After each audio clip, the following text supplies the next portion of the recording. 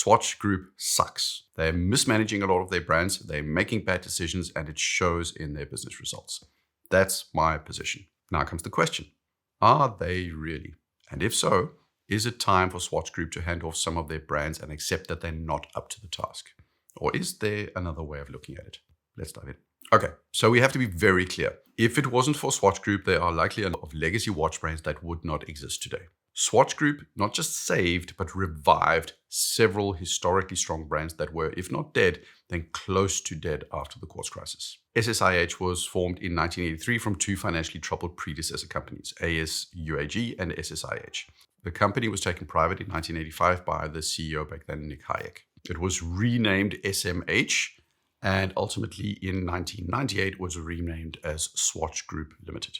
Back in 1983, there were already some brands under the umbrella of SSIH, including Omega. It was also around this merger point that Swatch was born as a company. In 1992, Nick Hayek joins the group. Shortly after that, Blancpain is bought. In 1995, Balmain is bought. Lascaux joins the corporation. They make bracelets and stuff. In 1998, 1999, Breguet. In 2000, Jacques Dreux, Glashütte Original, Union Glashütte. In 2011, Novi Group become a part of the Swiss Watch Group. They specialize in assembly and other things. In 2013, they acquire Harry Winston.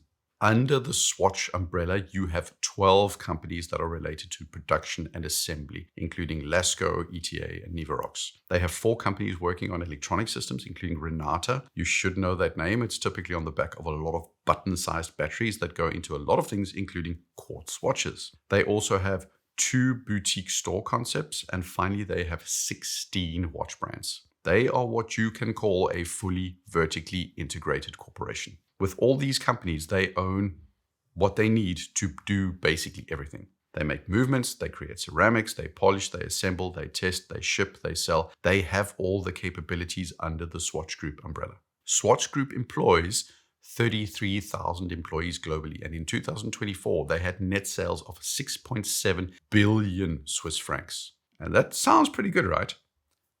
But not entirely. Their net operating result was 219 million Swiss francs.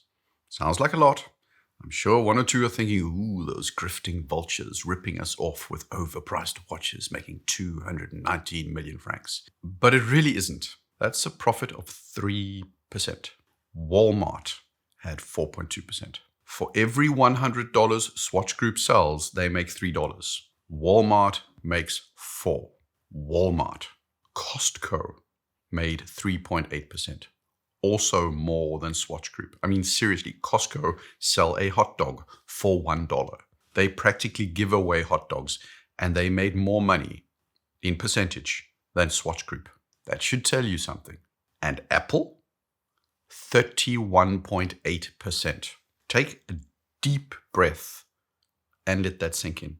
Swatch Group is incapable of making a better profit than low-cost stores like Costco. Now, granted, the year before, Swatch made 11%, but you have to go really far back to find a year that's better than 15%. If you're thinking that they're doing great, then you just need to look at the graph of their stock price, which is a representation of what the market thinks they're worth. In 2013, their stock was worth 585 Swiss francs. Today, it's close to 80% below that number at roughly 130 Swiss francs. Are they going bankrupt? No. But they have been declining consistently for 12 years, and right now they are valued at the lowest point in close to 25 years. They are, objectively, as a group, not doing well. Before we continue with the video, if you are new here and you're enjoying the content, which I hope you are, you've at least stuck around this long, consider clicking the subscribe button. It really helps out the channel, and it also reminds you when I have a new video coming out. Thanks a ton. Now, I've been in business for a long time, and I know some things that always hold true. When times are good and business is booming, it's because management are geniuses. And when times are bad, it's not management's fault. It's external factors that are out of their control. So, before we assess whether they are geniuses or not, let's take a look at the external factors. Reason number 1 why Swatch Group and other watch brands are in trouble is because of Donald Trump and the US administration's approach to tariffs and the economic uncertainty that has been created. Exports to the US of Swiss watches in April fell by 25%. Demand has fallen off a cliff in the last months because when times are uncertain, people don't buy pointless, shiny objects. They save and they worry about food on the table. This disproportionately affects Swatch Group more than it likely does Rolex, because Swatch Group has a lot of brands which are in the affordable space where customers are not likely to have the same kind of incomes as a Rolex buyer has, so they will be more sensitive to economic uncertainty. Without knowing it for a fact, I think it's reasonable to assume that Hamilton, Longines, and Tissot are hit harder than Glashütte and Omega. Also, this tariff stuff is also affecting exchange rates, which definitely hits these companies in different ways depending on how they insure themselves against fluctuations. China is also a problem. Specifically, the Chinese don't buy stuff. There's this little factoid that I really love, and it's the following. How much does the average American save of their income? It's around 4 to 5%. You know what the number is for China? They save almost half of everything they earn. Chinese consumers have zero social safety net. Poverty in China is catastrophic to a much higher degree than it is in the US. So people save, and in recent years, they have increased their savings. That means the world's potentially biggest luxury goods market of 1.3 or so billion people is just a hole in the ground where nothing is selling. The sales in 2024 of watches were 26% below the 2023 numbers. That's huge. There's also been a general decline. Swiss watch exports in terms of value have increased over the last 10, 15 years. But this growth does mask the fact that the overall volume, so the number of watches sold, has been consistently declining. Globally, fewer people are buying watches, but the watches they are buying are generally more expensive. This is especially important for Swatch Group because they have a lot of cheaper watches. Swatch, Tissot, Longines, Hamilton, these are the brands that globally are seeing the strongest decline in volumes. This trend is just hitting Swatch Group much harder than LVMH and Richemont that just aren't as exposed to this low-end decline. So there are definitely external factors at play affecting the market and affecting Swatch Group. And that brings us to the question. If those external factors weren't there, would the leaders at Swatch Group just be geniuses and all their brands be thriving? No. Okay. I have to be fair. I don't think they're idiots, although they may seem like I'm implying just that. I think these are incredibly smart people that are very good at selling watches, but there are some inherent problems to the Swatch Group setup that I do think is holding them back. First up is standardization. What's the movement in a mechanical Tissot PRX? It's a Powermatic 80. What's the movement in a Hamilton Khaki Expedition? It's a Powermatic 80. Union Glashütte has an ETA-based movement inside. Certina uses the Powermatic ETA movements as well. Not all brands in Swatch Group are on the ETA Powermatic platform. Omega still has their own proprietary movements, and there are sometimes specialist variants of these ETA movements for some brands, but the core is, in a conglomerate like this, one of the ways you make money is by standardizing, optimizing, and making common platforms. Instead of having 16 brands all making their own movements, all having their own movement factories, all using a large number of the same components that they build for themselves, you reduce the complexity by making it a model where one or a few units supply parts for all the others. And in the case of mechanical movements, just as an example, it's ETA. You can do this on assembly, you can do it in movements, clasps, glass, dial, hands, you name it. In principle, you can make one bracelet to a standard specification and then you stamp on a Longines logo on some of them and a Hamilton logo on some others. It saves you a ton of money, but it also has a trade-off. Products become less distinct and more generic. I know, as an example, we also swear by the Sellita SW200, which you find in a million different watches. It's ubiquitous, it's reliable, but it's boring. And at Swatch Group, it's not just about being boring. In a group this large, there's likely a constant pressure at a lot of these brands to standardize, to not go their own way, to choose the cost-optimal group alternative instead of trying something unique. Every time they come up with a creative idea, they have to justify why they don't conform to the standard model. And the very real risk is it kills creativity, it kills uniqueness, and it kills the opportunity to stand out. Because standing out is not cost efficient. Swatch Group employs 33,000 employees globally, and in 2024, they had net sales of 6.7 billion Swiss francs. It sounds pretty good, right? Well, not entirely. There are a ton of problems to leveling or tiering of brands. And the first one is this. If Hamilton wants to move up or down market, they can't, because they've been shoehorned and locked into a price point. Right now, Christopher Ward, who are independent, sell a ton of watches from around $900 to $1,500. They are price-wise pretty much at the same level as Hamilton. But Christopher Ward have launched a watch like the Loco, a fully manufactured movement with visible, partially hand-polished balance bridge, beautiful dial, all sorts of technical innovations for $5,000. They've got the Belcanto, which is a custom movement with a chiming type mechanism for around $4,000. Apart from a couple of chronos and a single quartz Ventura, Hamilton has nothing edgy or cool or anything trying to show off what they can do above $3,000. The same goes for Tissot. They haven't tried to make a perpetual calendar PRX or a tourbillon C-Star or anything of note. They've got some cool watches, but they have nothing that pushes them out of their very specific price point. They do nothing to set themselves apart from where they have been boxed in. They, at all times, have to adhere to this price point, and they have to stay where they are relative to competition, but also relative to all the other Swatch brands. Omega and the other high-end brands seem to have more leeway, but anything below Omega's price point seems incredibly locked in terms of where they're positioned. That's going to constrict all of these brands in terms of how they can work creatively with their products. They don't get to launch a complicated watch because it might compete with another higher tier Swatch Group brand. They don't make affordable options because that would compete with the lower tier brands. Tissot can't do something that looks too much like a Swatch in terms of positioning because that would hurt Swatch. So these brands are restricted, and by definition, they will constrain themselves to essentially stay in their lane. That leads to less creativity, less risk-taking, and ultimately a high risk of more mundane and non-exciting products.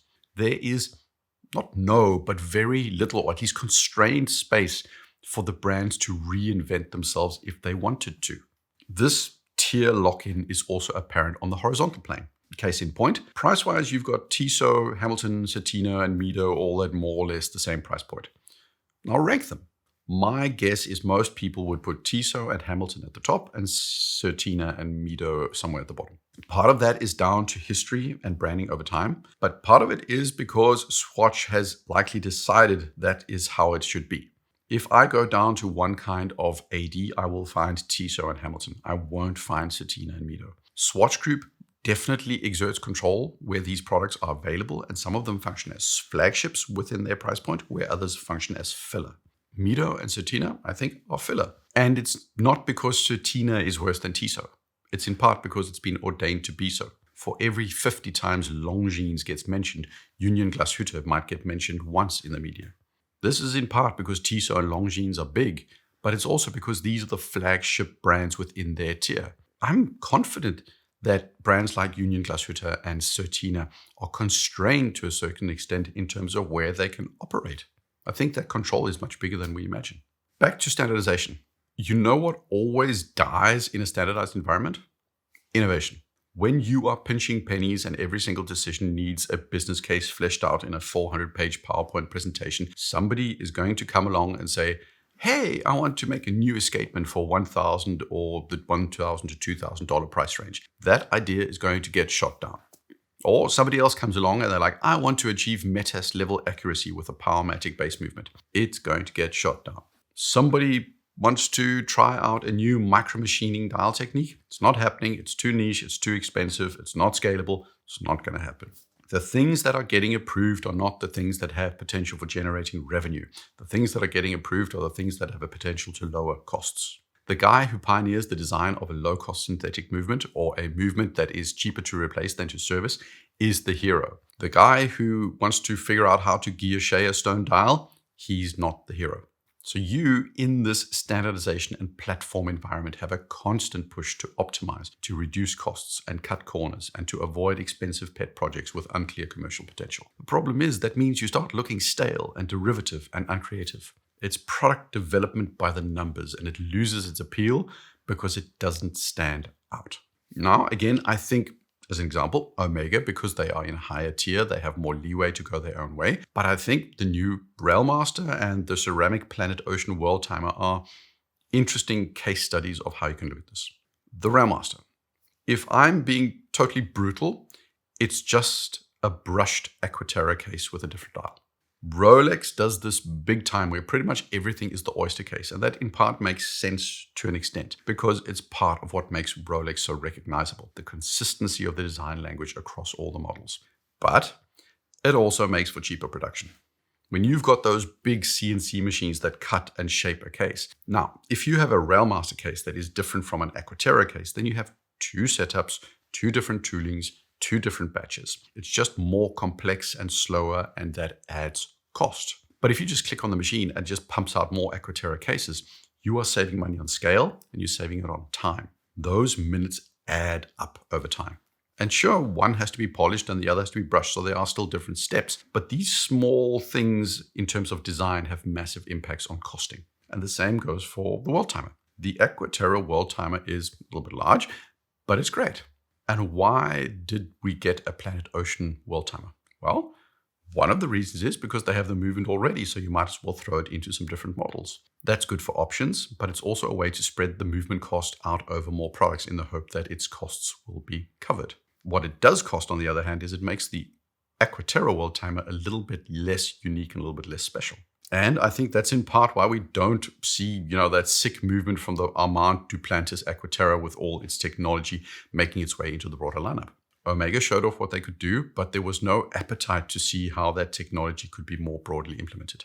Or maybe it's on its way and it's just going to take them 5 or 6 or 7 more years to figure out how to mass produce that movement with high yields. But it does feel in part like this risk aversion sneaks into the decision making.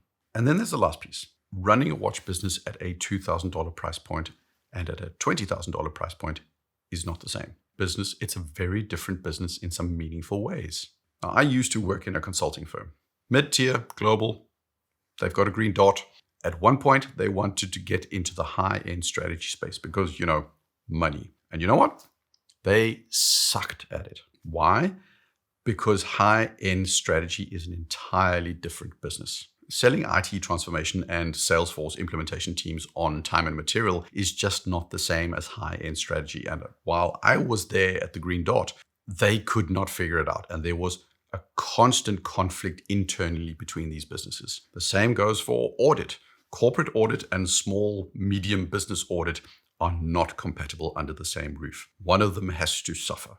And now I don't think Breguet are being asked to standardize. I do think they have a greater leeway in terms of ideas and design and direction, but they are still part of an organization where every time they get together, standardization, synergy, simplification are the kind of things that are talked about. You really need a strong CEO to push back on that and create the space you need to take your brand in the direction that you feel is the right one. I've got no doubt that Omega, Blancpain, Glashütte, Breguet are constrained in ways that we're not even visibly aware of. And I also think that they probably don't feel they fit in. It's most clear to me when you see how the senior people at these brands are picked. They all come from within Swatch Group. They come from the other brands and they are picked by group leadership. It's the leaders of Swatch Group that are picking the people to lead these individual companies. So they are upfront defining and constraining what their mandate is. And it just isn't the same. Case in point, Gregory Kissling, the new CEO of Breguet. I guarantee you he's a smart guy. I guarantee you he knows what he's doing. He was at Omega before, and he can, to some extent, take the credit for the Speedmaster Snoopy, the No Time to Die watch. He's got some real successes under his belt. But is he Recep Recepi or Gerald Genta? No. He's a smart, hardworking corporate executive with experience from mid-tier luxury. Breguet isn't that. The point I'm trying to make is not any qualitative assessment of Mr. Kissling. I think he'll do a reasonable job, but he is so clearly a reflection of Swatch Group's understanding, or lack thereof, of the uniqueness of ultra high-end brands. There's a reason LVMH is performing better, and it's in part because they don't have the same low-end brands under pressure, but it's also because LVMH have generally stuck to higher-end brands and have demonstrated a better understanding of how higher-end brands need to be run. It keeps them focused and more in tune with what is needed in this space. It doesn't mean, by definition, that Swatch Group can't succeed with high-end brands, but the construction and the organizational priorities just make it inherently more difficult and less likely to succeed. Think of what it's like being at Swatch Group, seeing a majority of your brands under pressure from declining volumes and massive competition from independents and micro brands. Do you think that that pressure seeps into those high-end brands? Do you think that Omega are painfully reminded that they also need to be efficient and cost-effective to pick up the slack of Tissot or Hamilton? And if Breguet is underperforming, don't you think that other brands use it as a way to divert attention away from their own problems? This is potentially a very tough environment for a singular brand to make a mark because there are just so many pressures from every single direction.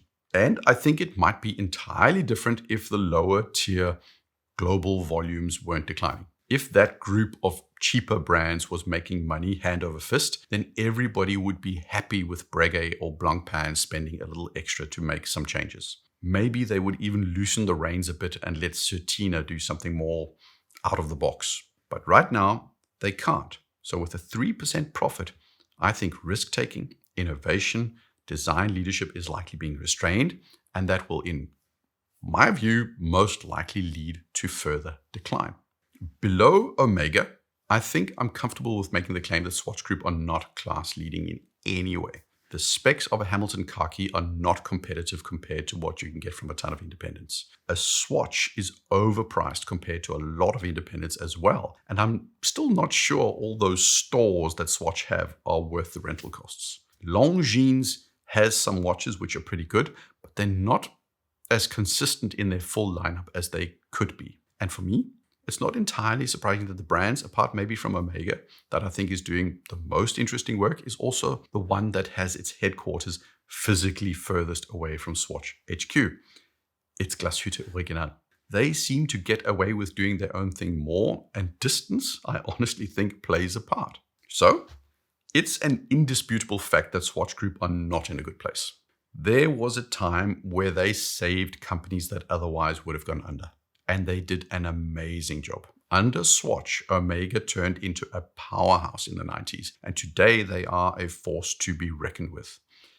But as a group, they've gotten a little big, they've gotten a little bit too complex, and they've made strategic decisions that are hurting a lot of their brands independently. The brands do make and launch new watches. They've had successes like the Moonswatch, the Tissot PRX, and the White Dial Speedy. There's a lot of good stuff there. But generally, I don't look to Swatch Group expecting innovation. I know Hamilton will make some reasonably good, reasonably predictable, reasonably priced watches. I know Longines will make good, mid-range, all-rounder watches that are cheaper and a little less technically good than a Tudor. And Omega will churn out some reasonably good, reasonably high quality for the price, reasonably nice designs. Swatch Group's brands very rarely blow me away. And that tells me something about how the group is affecting the brands. If I were group president, I would be a little bit scared about setting those brands free, especially now. There's a lot of risk to that, but I do think they might have to. They might have to reinvent the way they run their brands if they want to stem the decline. That's my thinking, at least. What do you think? What are your thoughts? Share in the comments. Like, subscribe. Cheers.